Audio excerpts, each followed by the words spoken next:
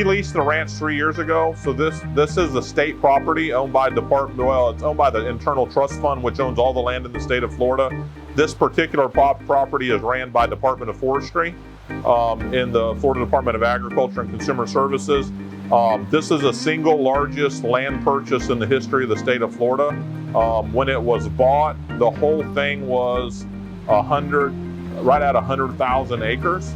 And there was a simultaneous closing. So there's 70,000 acres that we lease, and then a group led by Sid Kitson, who's a developer, bought 20,000 acres of the property out. They closed simultaneously. They're building a city on the 20,000 acres. So the footprint of the city will be around 9,000 acres, and their deal is they have to keep about 11,000 acres of it in conservation / perpetual agriculture. So they are building the city.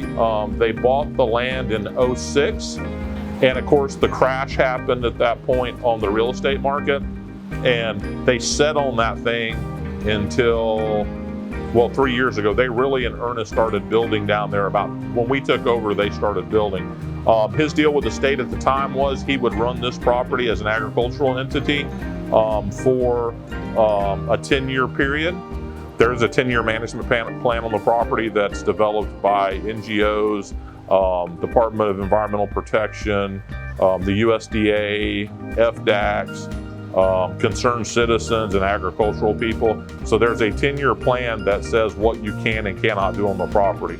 So we're able to run a certain number of cows on the 70,000 acres.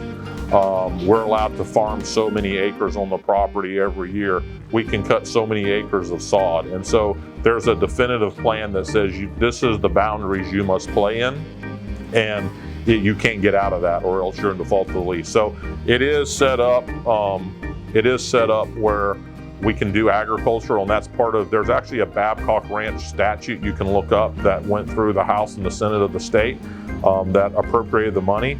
And so this thing will always be in some kind of agriculture. There's never a chance, unless someone goes in and amends the statute, that this would go out of ag production. So it's kind of a very unique property. Actually, I would say in the US, it's probably the only one that is set up to operate this way that was bought by a state.